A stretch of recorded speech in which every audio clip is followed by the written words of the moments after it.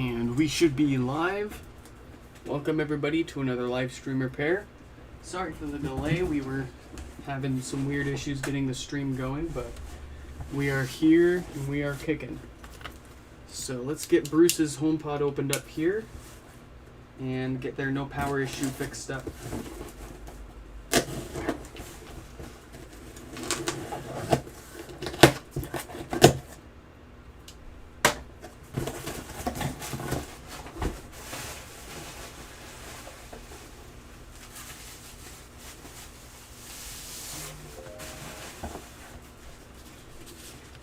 Here we go.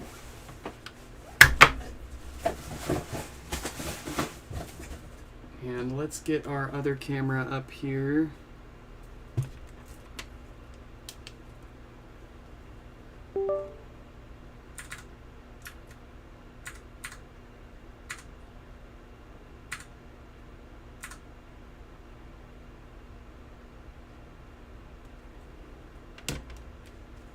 There we go.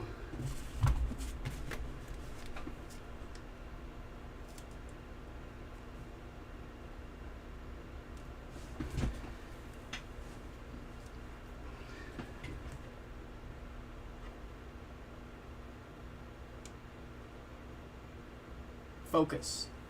Why aren't you focusing? You junker. There we go. Alright, let's get this connected to some power and do some sanity checks here. Yes, indeed, no power, no signs of life here, and about 4 to 6 watts being pulled from the wall. You know what I say.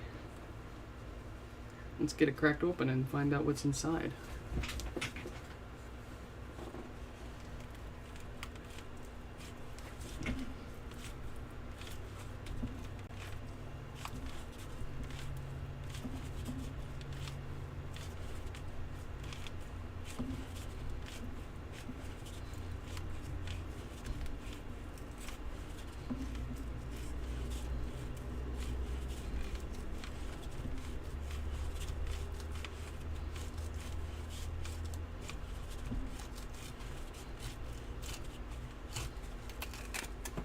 Very nice.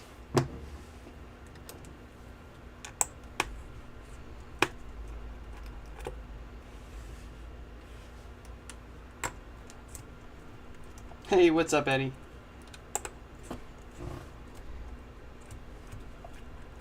My apologies for the delay on the NUC there. Been pretty swamped between HomePods and my regular job here, but I have one more thing that I want to try before I call it quits and send it back to you. If it works, I mean, it'll be a free fix, but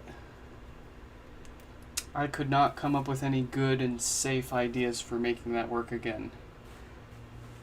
Like I was saying in my email, we could try to take a heat gun to the CPU, GPU and reflow it, but it's just too risky in my opinion. You could just totally fry the whole box. And not to mention that doesn't even, repairs like that don't even last very long. It's only temporary, so.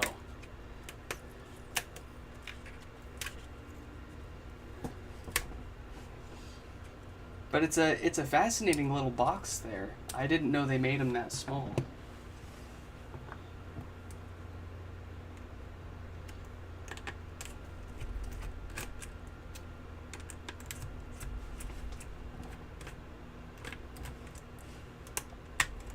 I think the smallest form factor PC that I have is my little Fitlit PC.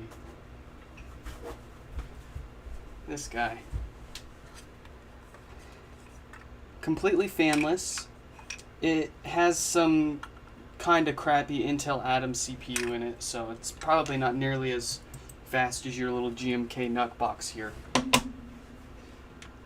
It's more designed for like low power rugged applications. I'm sure it would do emulation fine too though.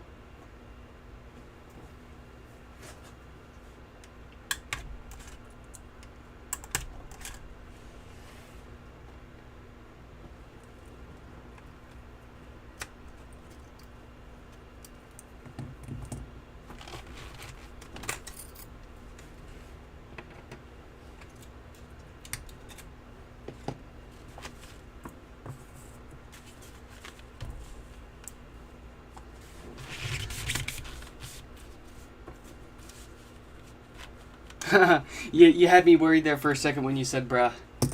All good. I was like, oh no, oh no.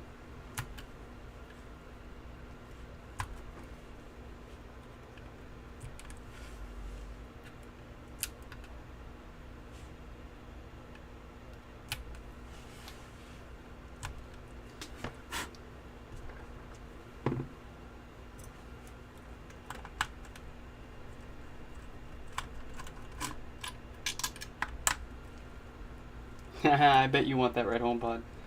Send me one of your white HomePods in and I'll dye it red for you.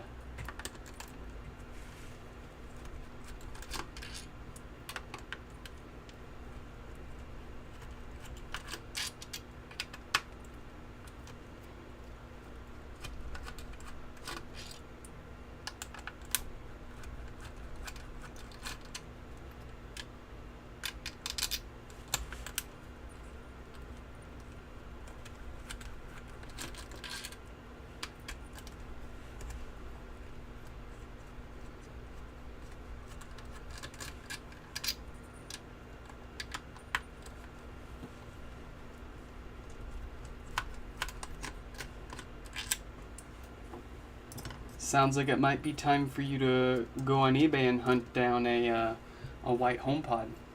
Maybe even save yourself a few bucks and get a white HomePod that's already broken. Have it drop shipped straight to me. I'll get it fixed up and dye it red while I'm at it. You wouldn't be the first person to do that.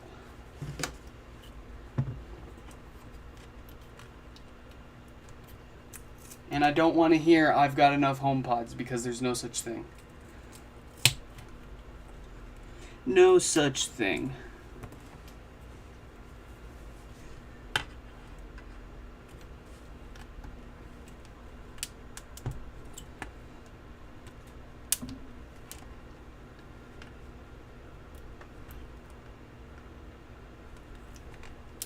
Ooh, this one's gonna be a big fighter.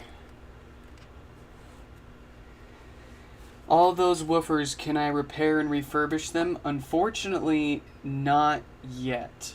I haven't really dug into it, but the thing with like refurbishing these woofers is you'd have to find the right size. You basically have to replace everything because it's all glued together. So if you tear this off, you basically destroy that, and you basically have to destroy the voice coil and the spider net in here in order to get to the voice coil to actually rebuild your voice coil. So if you could source all the parts to manually rebuild this speaker, because they make all sorts of speaker rebuild kits. I have no reason to believe why you couldn't really do the same thing to this. It's just something I've never done yet. I would like to take that on sometime. But it's right now it's on the long list of things that I'd like to try sometime. And I gotta sit down and search the internet for parts that are actually suitable for refurbishing these. But wow, this one's really fighting us.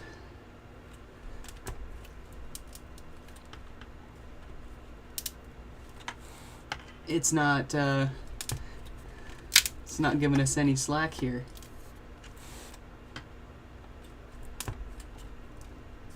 Jeez. Oh, got a nice pop out of one of them. Yeah, there we go. You can't hold it forever.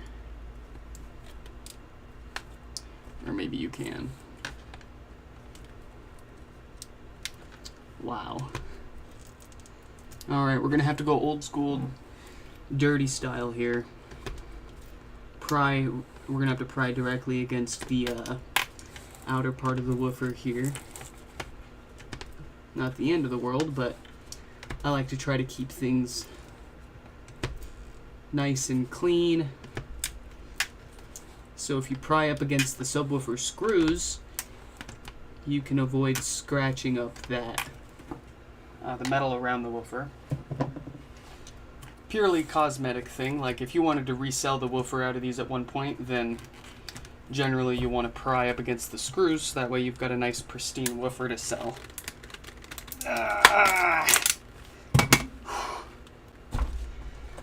Alright, so as I was saying, when you're prying this up, you want to pry up against the screws for the subwoofer, because you can always bend these screws back if you bend them out of shape when you're prying up against them.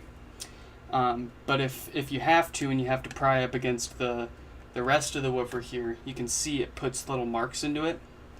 It's purely cosmetic. But again, like I said, if your intention is to eventually use the subwoofer where this is like in some other project, or you want to sell the woofer online, pro tip is to pry against the screws and not the woofer itself. So that way you just scratch up the screws. But sometimes you don't really have much of a choice, and you gotta pry up by that woofer, and sometimes they really glue that sucker down.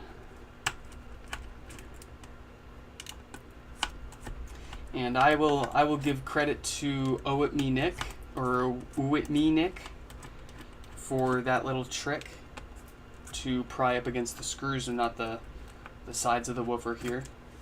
He's the original guy who documented how to properly disassemble your HomePod without destroying it.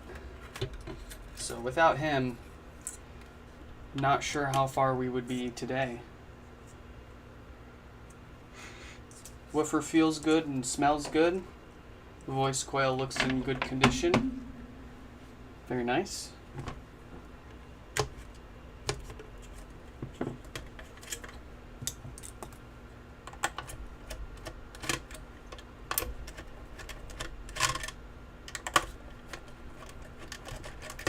Well, shucks, if we've just got the one HomePod in here for us today, I might crack open one of my own HomePods that I've bought for parts to fix up while we're doing our stream today here.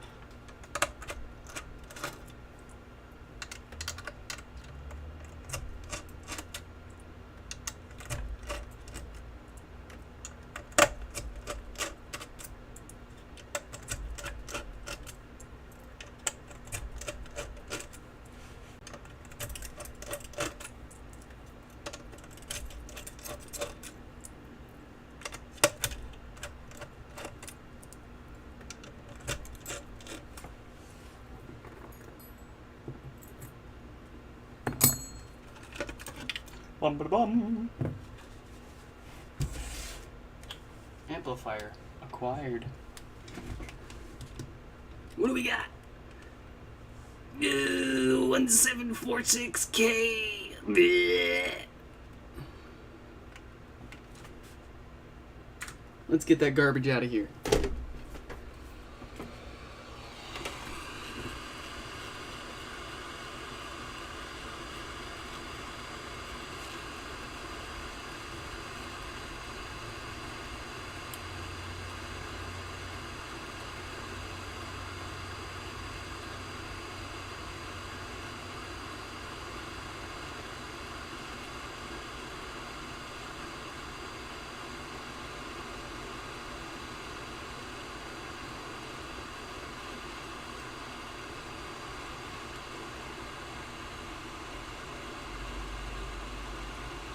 Give it up. Yeah. Let's get a new diode.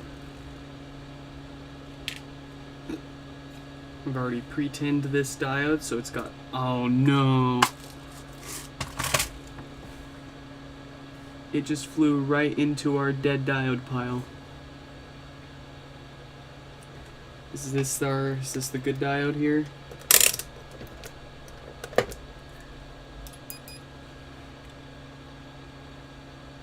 Okay, cool. This is our good diode.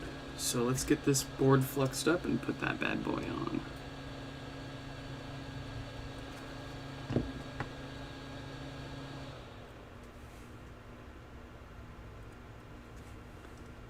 Perfect.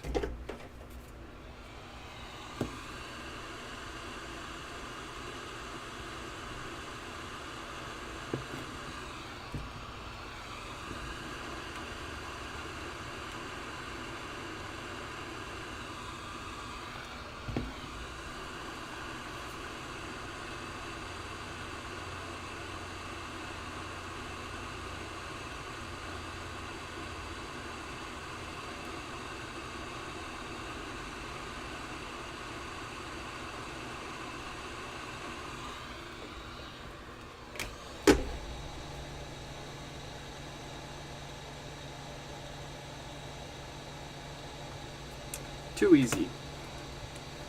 Too easy. You could even say that was 3 easy. Not quite 4 easy, but definitely a 2 easy.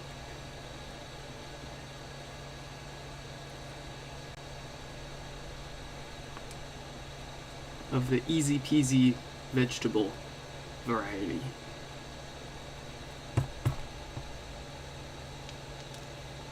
My jokes make no sense, that's okay.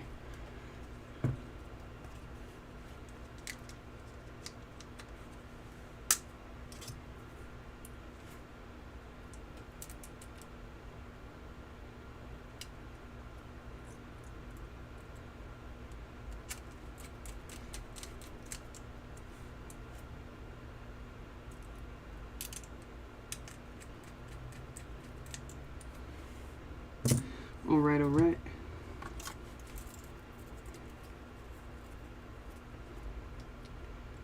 Better not have any surprises here. I just want a plain Jane, no power repair here today. None of this, I had no power and... now I've got no base.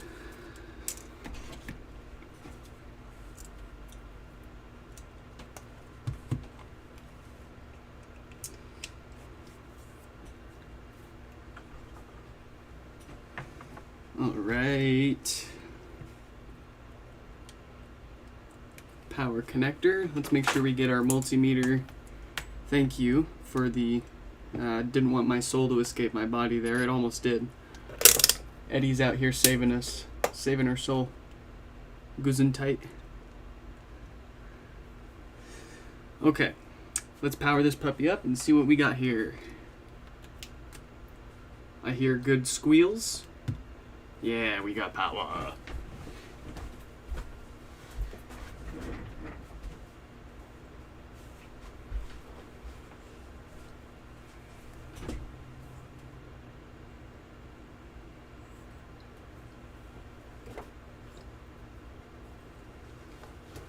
All right.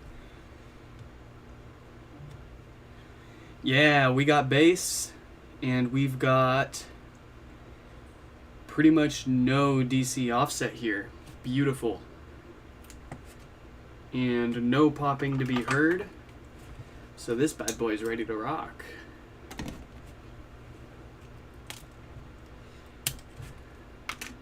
Very nice.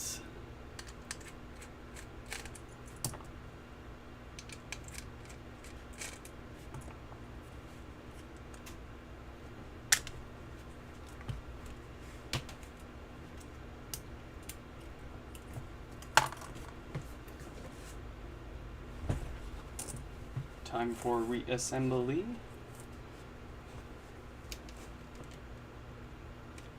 Ew.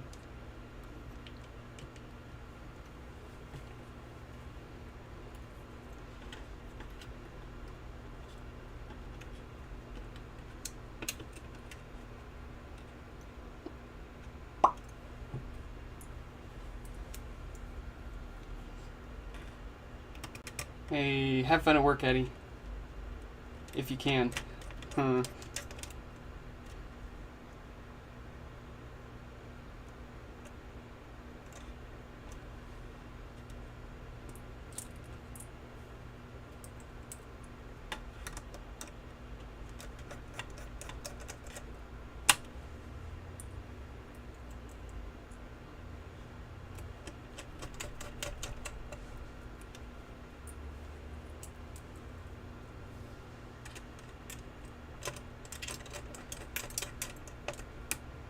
Peace.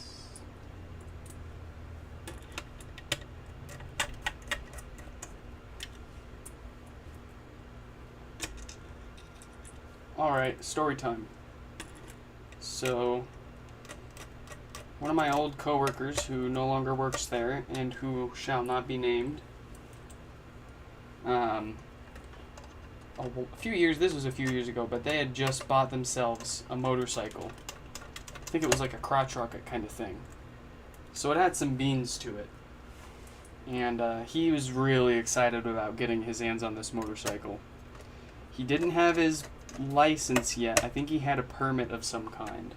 So he wasn't allowed to take anybody else on a ride, like on public roads. But I went over to his place one time, and he let me get on the back with him, and we just, went up and down the block a few times, which was alright. It was fun. And then he told me to get off, and he said, "Watch this." And I get off. He goes down to the end of the block, turns around, guns it, and doesn't give himself enough room to stop before the end of the street. It's a dead-end street. And he ends up locking up the brakes, sliding straight into the curb, and eating shit. And he promptly got up, picked up his bike. We evaluated the damage. Luckily, it just scraped itself up a little bit. He broke one of his side lights off. No big deal. He can fix it. And he made me swear that I never tell anybody about it. And well, here we are now talking about it. But I hope he's doing well for himself. But that was the moment I decided not to get a motorcycle, because I knew I would almost certainly kill myself on one.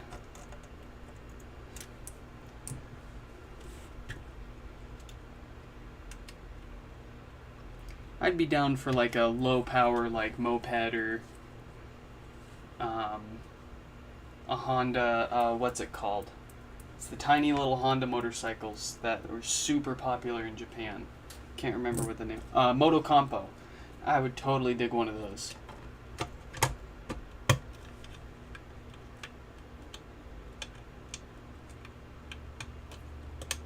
We'll fix HomePod for Moto Compo.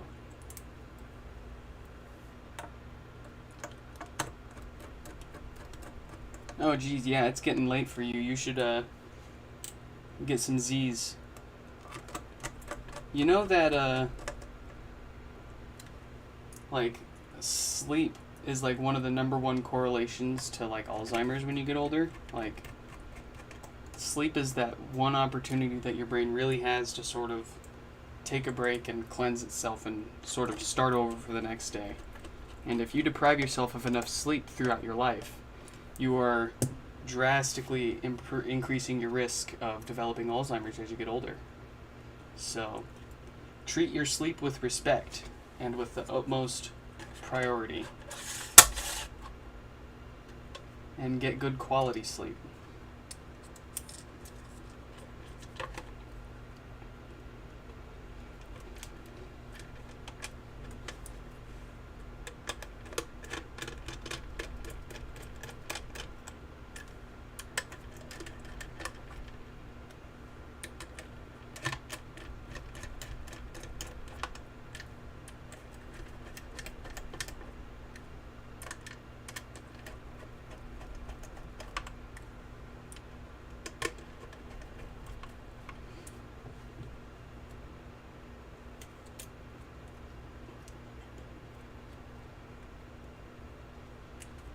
I would really like to do my streams early in the morning. Put it into perspective, it's 4:30 p.m. my time right now. I would love to do my repair streams more often at like 7 or 8 o'clock in the morning. Unfortunately, I'm usually far too busy with my, I'll call it my real job here. This is not my real job. This is more as a hobby and a service for others than a living for me, but I would really like to stream in the morning. Just don't work like that. Do it. Out of curiosity, how many HomePods do I own? Let's see here.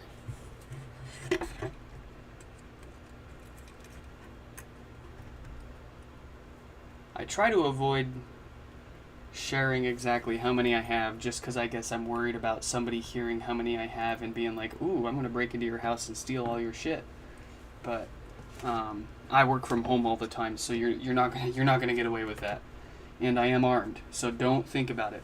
But I will share with you guys. Let's see how many we got at this moment. 1, 2, 3, 4, 5, 6, 7, 8, 9, 10, 11, 12, 13, 14, 15, 16, 18, 19, 21, 23. So there are currently 23 online, and I've got a couple on my shelf waiting to be fixed that I've bought off eBay for myself as well. Probably not the most that anybody's had, but I'm sure I'm probably somewhere in like at least the 90th percentile there. And I mean, at a certain point, you know, I can't avoid the question, how many HomePods do you have? Because people are going to gather. If I don't want to answer it, I've probably got a shit ton of them. So, there's your answer. I think it was 23 currently online and a couple more on the shelf waiting for fixes. And I like to keep a couple just on standby in case any of them do have issues, but for the past few years at least I haven't had to swap any out. Still rocking on all original pods here. As far as minis, I have, I think, 4 or 5 minis.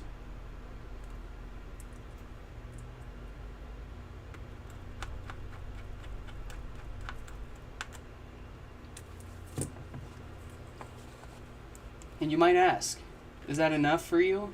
And I tell you, no, it's not. I could easily have twice as many and I would still find more places to put them. Just you wait until I buy my own house. That'll be the day. I will certainly be testing the upper limits of how many HomePods are simultaneously supported. And I know they've calculated a theoretical maximum possibility of like hundreds of them, but nobody's actually tested that. Sure, you can look at the code and guess how much it should theoretically support, but go work for a software company and then generate your performance benchmarks purely based on the calculated efficiency of your code and not the actual testing of it, and then tell me how well that works for you.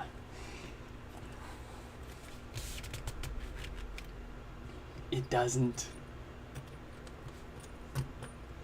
So Apple can say as much as they want about how many they may support at once, but unless it's actually been tested, I don't believe it.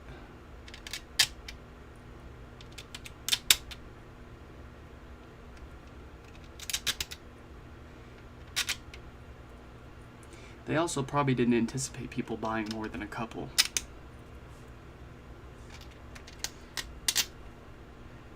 But man, when I've got all 20 or so of them going and playing music at the same time simultaneously, and you know, it's pretty neat. You can walk through the whole house and everywhere you go you've got seamless tunes going.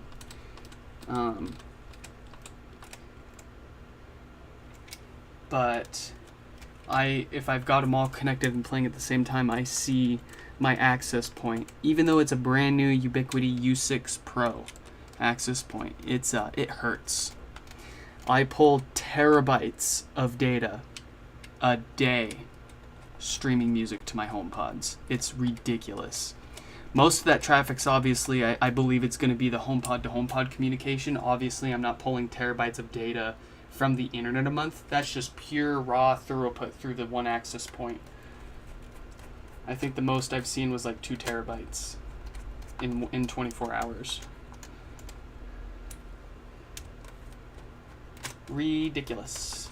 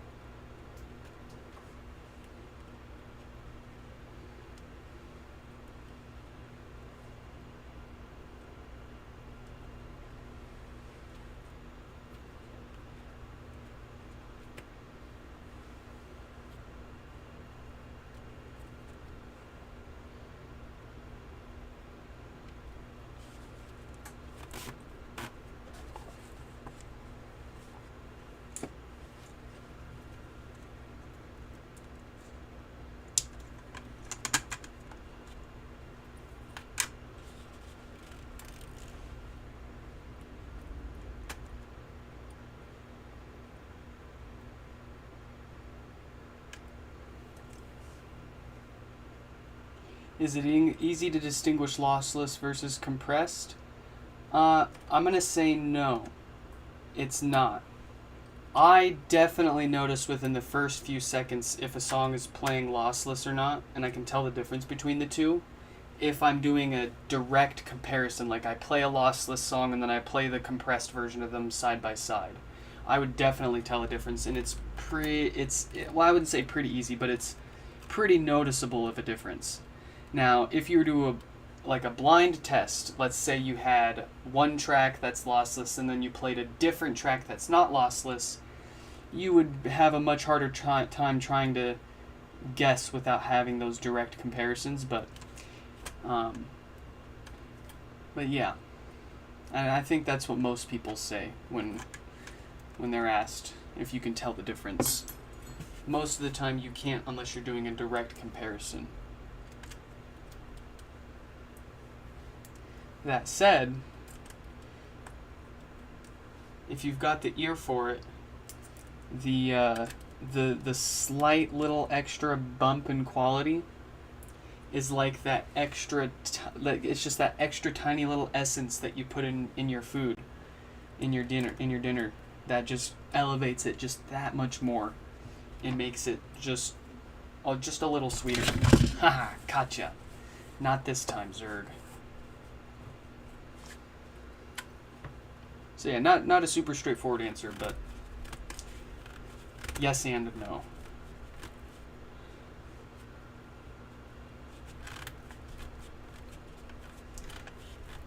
You're obviously you're gonna notice the difference in quality more in the high end instruments, the more trebly parts of the songs. You're probably never gonna notice a difference between lossless and compressed quality in the lower end notes in the bass.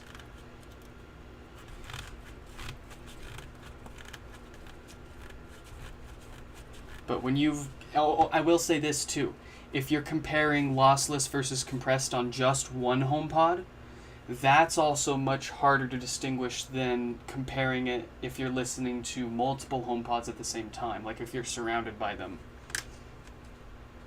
That's when I really notice a difference.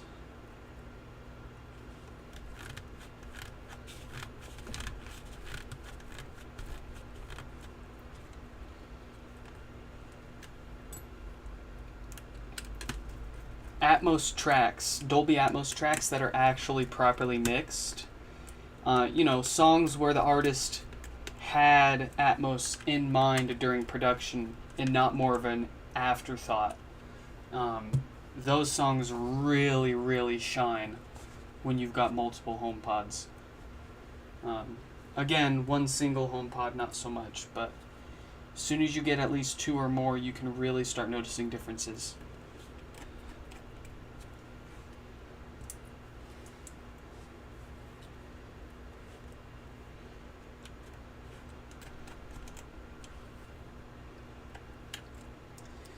Goes without saying, the normal lossy compressed stream that you normally airplay to HomePods, it's still hands down like better than any kind of Bluetooth I've ever heard. Save for, again, my AirPod. I have a pair of AirPods Max. I got them for a really good deal on eBay. I would never pay like full MSRP for those things, but for the right price, again, the AirPods Max, hands down, best sounding Bluetooth I've ever personally experienced. And keeping in mind that that's still limited to Bluetooth 5.0, Bluetooth 5.0 technology and those streaming codecs. So then you've got the HomePod, which uses AirPlay, and AirPlay is not Bluetooth. So even the bass, like lossy audio that streams to your HomePod, is going to be better than any Bluetooth that you may find today, in my opinion.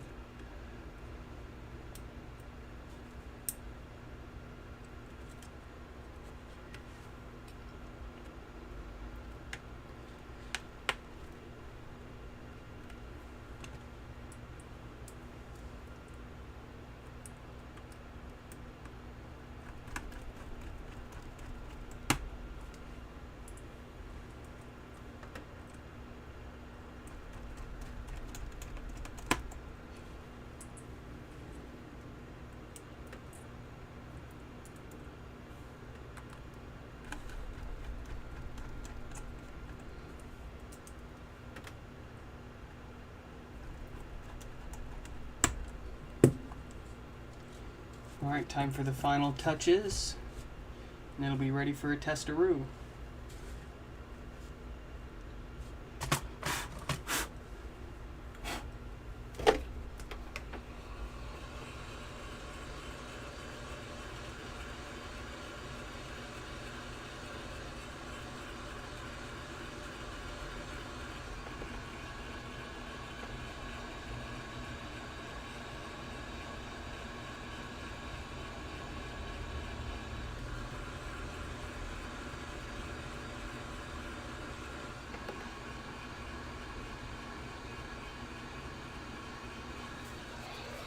Alright.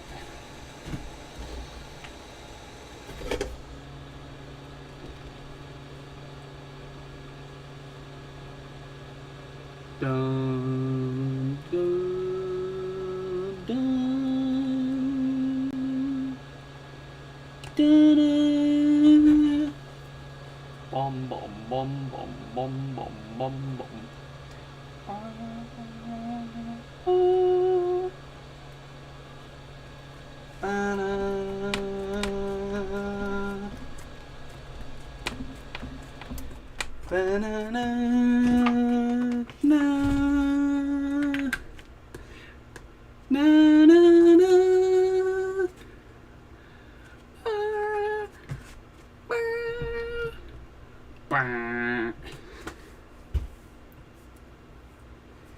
Yeah, if you can find a deal on the AirPods Max, I thoroughly recommend them.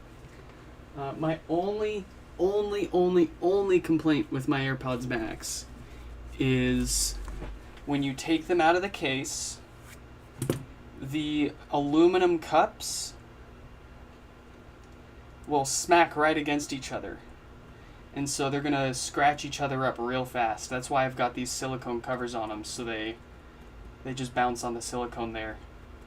That's my only complaint, and it seems like a pretty massive design oversight for such an expensive product. for them to just rub together in the middle right there and start immediately causing cosmetic damage. Aside from that, I absolutely love these things. Hands down, favorite headphones I've ever purchased. And I've gone through my fair share of headphones. I've never spent that much on a pair of headphones, but pretty freaking good nonetheless. I'm having trouble connecting to the internet. Yeah. I'm having... Yeah. We got this one all nice and perfectly fixed up.